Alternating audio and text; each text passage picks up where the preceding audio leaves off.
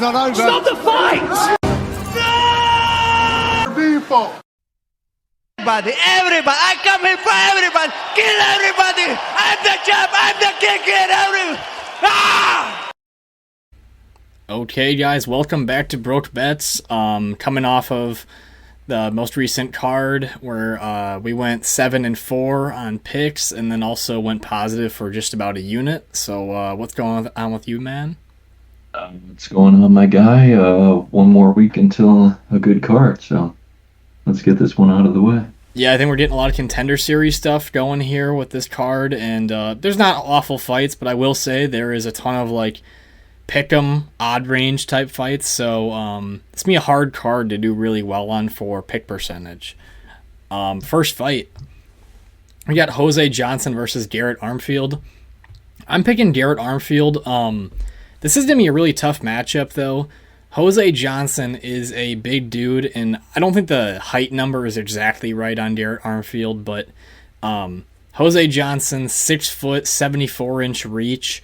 Armfield here, it says listed at 5'6". I think he's a little bit taller than that, with a 70-inch reach.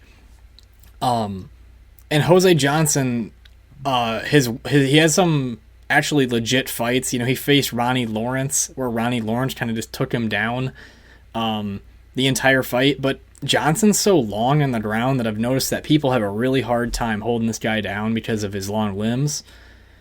Armfield, on the other hand, very good chin for his size and who he's faced. He's faced David Onama twice now. He got submitted the second time, but it was a good fight up until the point. And he'd faced him on the amateurs, their last amateur fight each. I think that Garrett Armfield can tough out this fight and hit harder in the pocket, and I do like Garrett Armfield to get a second-round knockout. How do you feel about that? Yeah, I do like Armfield in this one as well. Yeah, he's the tougher guy, and he is the favorite on the books, but Tapology community is heavily against him at 78% to 22%, so right. That does want me to go with the books here at slight favorite. Yeah, I think people are on Johnson because of this height thing, and for good reason. I really do think this is a pick'em fight. I don't think Armfield should be as big of or a slight favorite that he is right now. I think it should just be pick'em. And I think that with wrestling, Armfield is going to have trouble holding him down, and I think that this has to be like a little war in the pocket for Armfield to win. I just don't really see Armfield getting knocked out at range, and we have seen Jose Johnson get knocked out by Martinez in a pretty quick fight. So I like the idea of Armfield winning this fight by getting knocked out. I also could see Jose Johnson possibly getting a submission because I've seen him on the ground just be lanky and have ways to get out of places and get subs. So, all right. Yeah, and for Armfield's losses, he's been submitted a few times. One by Onam in his last one. True. Okay, Armfield KO round 2. For the next fight, we have Hailey Cowan versus Ailin Perez. I have Ailin Perez torquing her way to a victory here. I think that she's just the stronger girl, and I've seen Hailey Cowan. She's a pretty actually big girl for this division. She kind of has like a, I don't know, just one of those bigger frames, and she also is very flexible when she's on the ground, can kind of sweep out of positions at times. But what I've seen from Perez is that she's pretty strong, and I just think that once this goes to the ground, we're going to see Perez, who's a pretty thick girl, hold her down from on top. So I like Ailin Perez by decision here. Hailey Cowan also hasn't really shown me much in the stand-up. I've seen her getting throw kicks and they get caught and she falls down in an instant. That's another way she could fall down. I truly just believe this fight comes down to control time, whoever's on top for longer. And Cowan, I have seen her sweep for arm bars and stuff from bottom position, but overall, I think that Perez will have better top control and win this fight. Anything else you got? And I'll probably skip out on this fight. Probably go grab a pizza during this one. So, Amen. Perez by decision. Okay, for the next fight, we have Nurullo Aliev versus Rafael Alves. Taking Aliev in this fight, I'm just going to take him by decision. This dude has that Habib-type style of grappling where he kind of just pushes people up against the fence, constant forward pressure, gets to a leg, typically gets people to the ground. It is going to be interesting, though, the experience edge a little bit here. Rafael Alves isn't the most consistent person, but is very strong in like a first round of a fight. And there's a chance that, there's like a spark knockout, a submission. But overall, I like Aliev to kind of drain him in the first round of his energy and then wear on him for the next two and win this decision. What do you think? Yeah, this will be a good fight for him too. He's only 23 years old, and Alves has fought some pretty good competition since being in the UFC. His 3 UFC fights are against Demirs Magulov, Mark DeCasey, and Drew Dober, and he's getting another up and comer guy here. So I do like Aliev to win the decision. Yeah, I could see this being a 29-28. I think I'll put that stamp on it. Maybe he loses the first. We'll see. Aliev by decision. Okay, for the next fight, we have Joe Solecki versus Carl Deaton III. Taking Solecki here, and I'm just going to take him by submission. We'll try to make this one quick. I watched film on Carl, and I couldn't honestly find too much great footage of him. I tried to watch, I think it was a PFL fight, where he looked extremely inactive in the striking, and his opponent was very inactive as well. Didn't see very many convincing things about him, but Joe Solecki is a very good grappler, has the ability to take the back and find submissions. I'm not very high on him as a fighter, to be honest. He won against Alex De Silva, but that should have been a tie. And then also, I thought Alex De Silva won 2 of the rounds in that fight. Lost against Jared Gordon, got out-wrestled. I don't know, he's a hit-or-miss fighter, but he does have a good ability to take the back and has some grappling ability. But, I'll take Joe Solecki here. You got anything? Yeah, he's a huge favorite at minus 500 or whatever he's at. So, I think they see the clear path grappling his way to a victory. Yeah, and he cuts a decent amount of weight. He's a pretty thick fella for this division as well. Solecki by submission, round 1. Okay, for the next fight, we have Ode Osbourne versus Charles Johnson. I'm taking Charles Johnson, although I think people are going to overestimate the effect of Ode Osbourne's last fight versus Tyson Nam. He was winning that fight pretty easily up to the point until he did like a low IQ flying knee, which then he just got fucking dropped on. He does have some really explosive, quick, straight punches in the first round, but he does slow down in a lot of his fights. And Charles Johnson is a guy, when the fight goes further, I think he does better. And I like Charles Johnson for like a 3rd round knockout in this fight. I think that the judges' scorecards to be close, and he might need that finish as well in this fight. What are your thoughts? Yeah, I think if you look at Johnson's fight against Zamagulov, I think you could probably argue that lost the first round, maybe the second, and put it on him in the third, and I can see that happening here. He looks super strong in that 3rd round, and if he kept that up for all 3 rounds, I think he would win the decision easily, but I do see a close decision. Yeah, I'm not going to play too much into the hands of the Jimmy Flick fight, giving him too much credit, because it was a little bit of a layup, just stylistically for him. Right.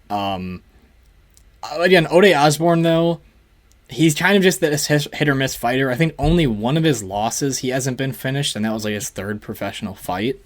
Other than that, though, you got him in a small cage. I think Ode probably wants to reestablish himself a little bit.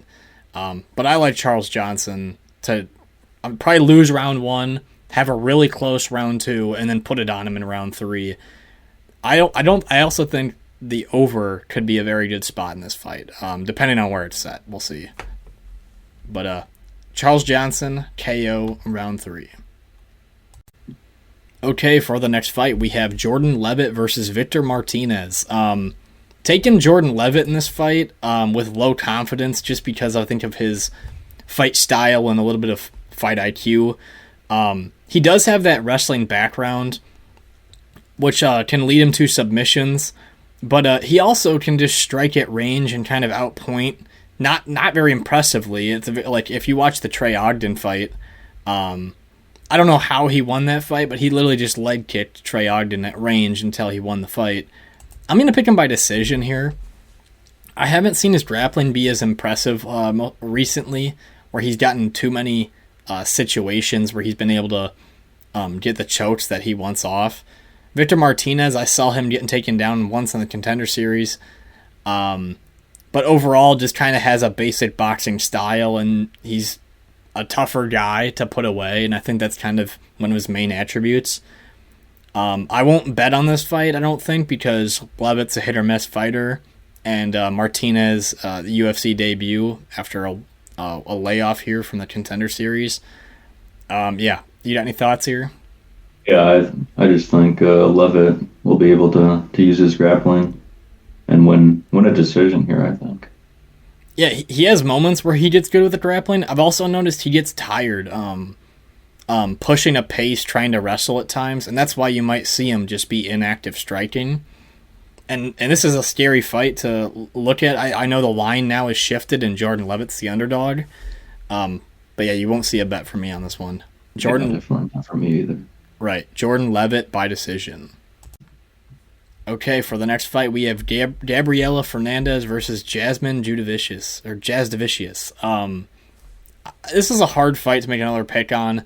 I'm picking Gabrielle Fernandes, and I feel like the line might even be wrong a little bit with this. Jasmine, I think we overjudged how much that loss against Natalia Silva looked because she was just getting teed off on the whole time.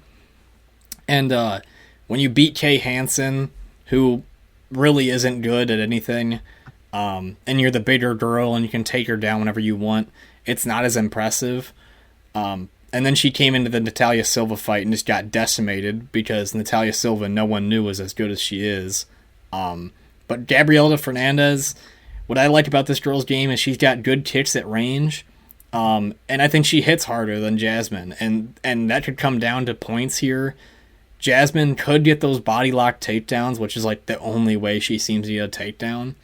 But Fernandes, I've seen her on her back. I've seen her sweep a position once. I'm not super confident in it, but I'm going to take her by decision. I like this one to go over 2.5 as well. Yeah, I mean, if Yasmin's going to win this, it's probably going to be her wrestling. And, yeah, like you said, definitely the overs probably the play here, but that'll probably be juiced. Right. But yeah, Gabriella by decision, I think, is the play. And the scare is just like Jasmine gets Fernandes on her back, and then the fight could be just over like that in the first round. You know who's going to win. Yeah, and I mean, Gabriella could just be trying to throw submissions up and be safe on her back. Right. Not a fight I'm looking forward to anyway, but yeah, Fernandes by decision. Okay, for the next fight, we have Erick Gonzalez versus Trevor Peek. I am going against the grain here. I'm picking Erick Gonzalez. I see 92% of people in Tapology are picking Peek. He's the favorite. But I think this is just another thing with, we were just talking about with Natalia, or with Jasmine, is that people kind of overestimate people's most recent losses, and then they'll go against them just because they've gotten finished by good fighters. And Trevor Peek on the Contender Series, he fought a dude who was beating his ass until the dude got exhausted from beating his ass, and then he came back and won. I really wasn't that impressed with too much of the performance, other than maybe being tough enough to not get finished. Erick Gonzalez... Heart. Sorry, go ahead. He's got that heart. He's got that Alabama heart, you could say. I don't know. Erick Gonzalez, obviously nothing super clean about this guy's game, but like this is just going to be a slugfest, and if this is a underdog in a slugfest, I'll take the underdog for a round 1 knockout. I mean, Gonzalez likes to swing hard as well. He rocked Jim Miller in her fight, even against Terrence McKinney. Terrence McKinney stepped in, tried to do a big punch, and Gonzalez hit him and knocked him off balance, and then Terrence started to wrestle after that. Gonzalez also has decent wrestling.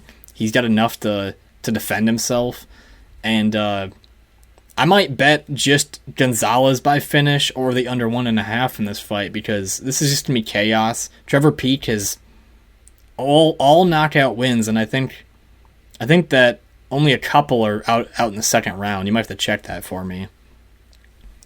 Yeah, his last one, second round, and one other in the second round. Right, and another thing that I was thinking about, and I said before, is that Trevor Peek doesn't have going the distance experience. Not to say that I think he actually has a better gas tank possibly than Gonzalez, but he's only been in these short fights. Gonzalez has gone multiple rounds with Rafa Garcia, some other credible fighters. I just see a chance for an underdog here. I think people are piling on to Peek a little bit too much, and I'm taking Gonzalez KO round 1. All right, for the next fight, we have Mike Malott versus Yohan Lainesse. Taking Mike Malott here in what could be another slug fight. I'm going to take him by a knockout in the first round. This is two Canadians who are sluggers going at each other. And Mike Malott, if you watch the Mickey Gall fight, he kind of just kept the pressure on the entire time and then was swinging as hard as he possibly could until he had some perfectly placed shots that just put down Mickey Gall. Yohan Lainesse, we've done this guy's fights twice now, got him wrong both times. I think that this guy is a little bit more afraid of gassing out, and when Mike Malott's going to put the pressure on him, I think somebody's going to fall, and he won't have as much space to move around. Last time he was in the big octagon, kind of ran away from Darian Weech. Darian Weech tried to wrestle him to the ground. He got himself tired. Gabe Green just kind of put the pressure on Lainesse until he folded. And Lainesse in that Gabe Green fight, he totally gassed out. Right. And I think he took a body shot and then crumpled. And just kind of gave up. He just gave up, yeah. And Malott, it's just going to be a pressure fight here. I don't feel super comfortable with the under 1.5 in this one, just because I think Lainesse knows that he's going to tire out a little bit, so he tries to limit his output for these fights. But I do like the under 2.5, giving it an extra 5 minutes and maybe parlaying that with something. But Mike Malott, I like a pressure knockout round 1 here. Okay, for the next fight, we have Tatiana Suarez versus Montana De La Rosa. Taking, obviously, Tatiana Suarez here. And I'm taking her by a ground and pound knockout. She's going to get Montana to the ground whenever she wants. And Montana's pretty keen on taking damage. If you watch the Macy Barber fight, her face got fucked up off of the clinch, just kind of how Jordan Wright did last week. Versus Araujo, she got fucking lit up as well at distance. I think Suarez will outstrike her on the feet, get this fight to the ground, and then just drop elbows on her, and this is going to be a ground and pound finish. It could be a submission as well. I just like Suarez by finish here. What do you think? Yeah, obviously she's coming off of a 3-year layoff, but she's still undefeated. Clear path to victory, getting that takedown and laying some ground and pound. She's the only, Suarez that is the only chick to finish Alexa Grasso, who's fighting for the belt now, which it's pretty impressive for Suarez. Right. And dominating Esparza too as well. Right. She threw around Carla Esparza and just nuked her with elbows the whole fight, and Carla's face was messed up after the first round. Yes, this is a long layoff, but in women's fighting, I mean, we just saw it a little bit with Erin Blanchfield, is the threat of wrestling just changes the dynamic of a fight. And Tatiana Suarez is that high-level wrestler, and in women's divisions, that just is complete dominance. So I like Suarez for a ground and pound knockout in round 2. Okay, for the next fight, we have Augusto Sakai versus the GOAT, Don'Tale Mayes. We're picking Augusto Sakai in this fight. I'm going to pick him by knockout in the second round. Don'Tale Mayes, he's just not good. You watch his hands in his fights, it's awful. I don't know what's with his footwork either, if this dude wants to be like Adesanya or somebody, but he has the slowest footwork and the worst hands to go with it. And he's just a big fucking guy, and that's why he can beat some people. But Sakai here, you have to remember that Sakai was 14-1 before facing these 4 guys in a row when he was fed to the wolves, facing Alistair Overeem, Jairzinho, Tai Tuivasa, and Sergey Spivak.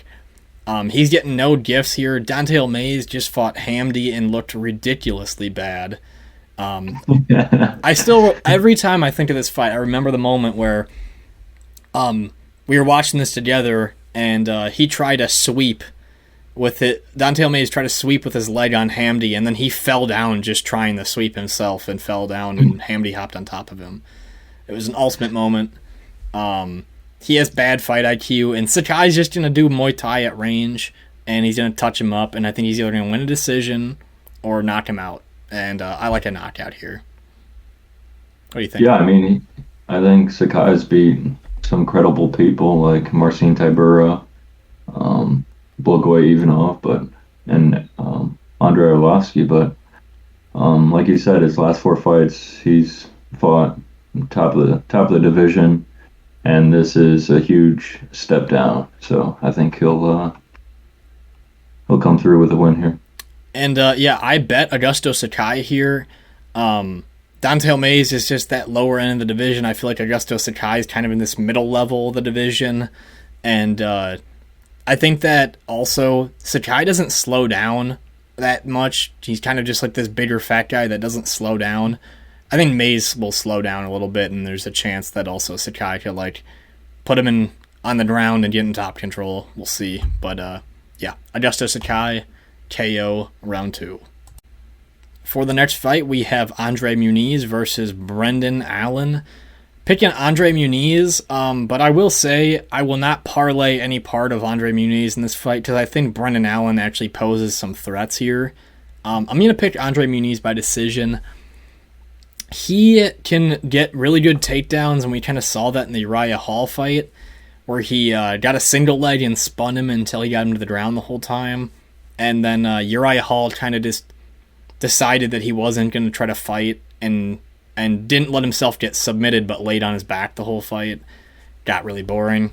Brendan Allen, though, this is going to be a guy that's a little bit hard to, I think, hold down. He is pretty explosive. I mean, if you remember that Jotko fight, he was in bottom position and reversed Jotko and then submitted him just after that. And he's just a hit-or-miss fighter. Jacob Malkoun, I wasn't convinced he won that fight, but he got taken down super easily by Malkoun, who is a good wrestler. But I think Brendan Allen might be able to hold his own for a little bit on the ground here until we go to a decision. I mean, what do you think?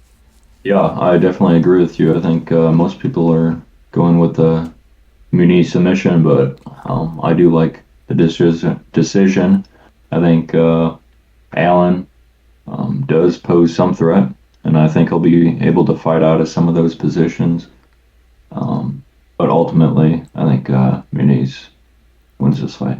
I think Muniz has to play this fight really safe, too. Like, I think he's not going to be throwing crazy submissions out, because I really don't think you want to give up position in this fight. I think you just want to stay on top, kind of ride out minutes, slow down Brendan Allen, and then maybe look for your opportunities later. Because from what I've seen of Brendan Allen, it's either he's making mistakes or he's making people make mistakes, and it's just kind of like a weird thing to watch. But yeah, I don't have much else for this. I think Muniz controls him for at least 2 of the rounds to a decision.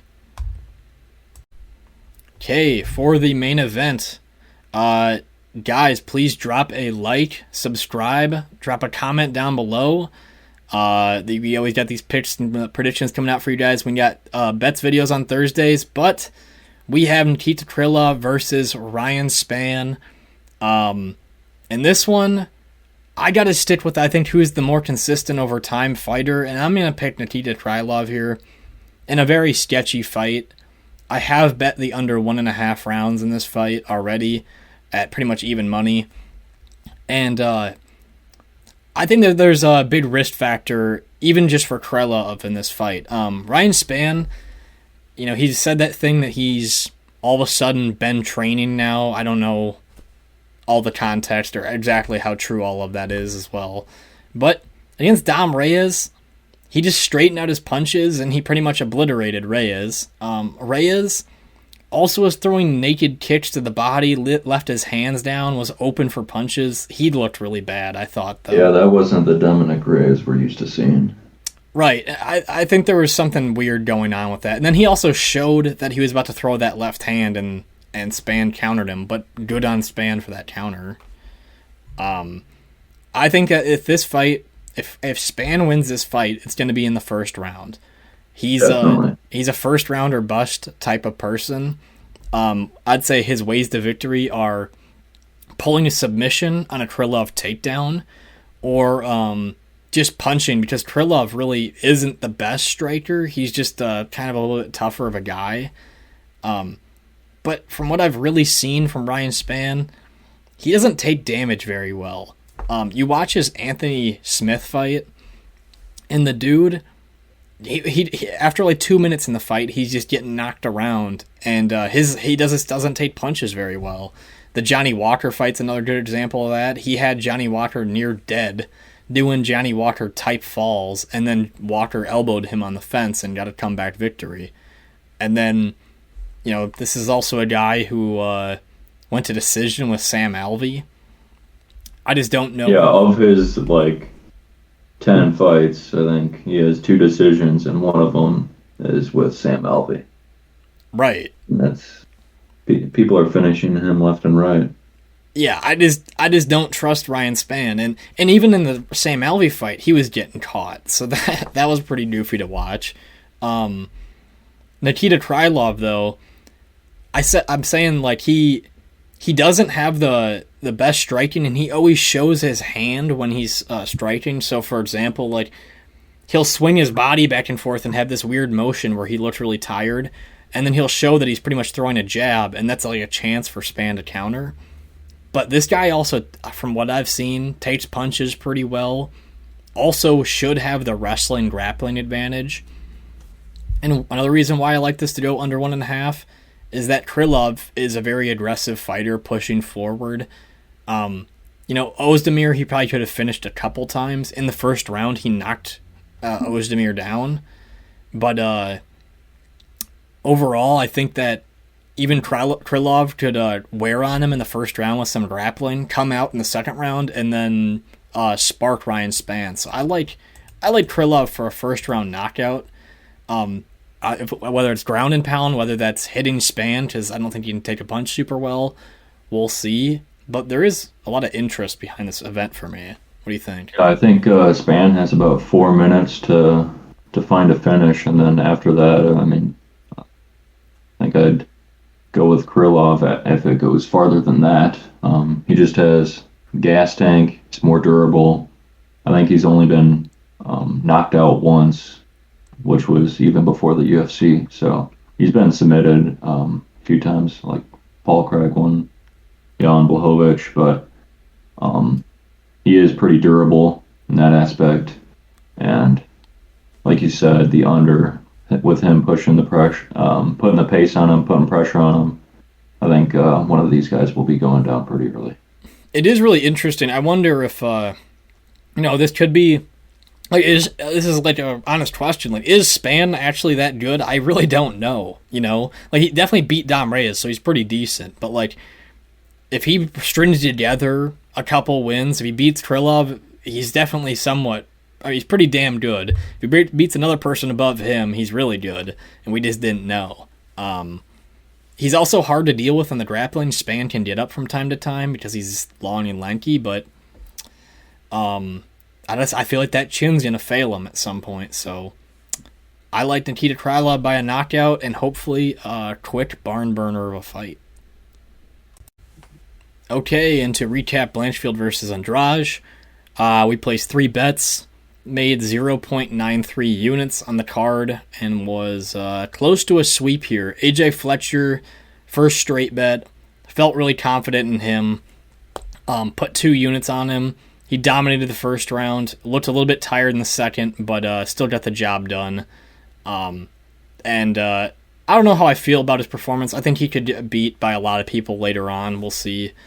In the parlay, Bueno Silva controlled the fight, had some moments where she got hit, but the better overall fighter. Sadikov got hit a lot, way too much. Yeah.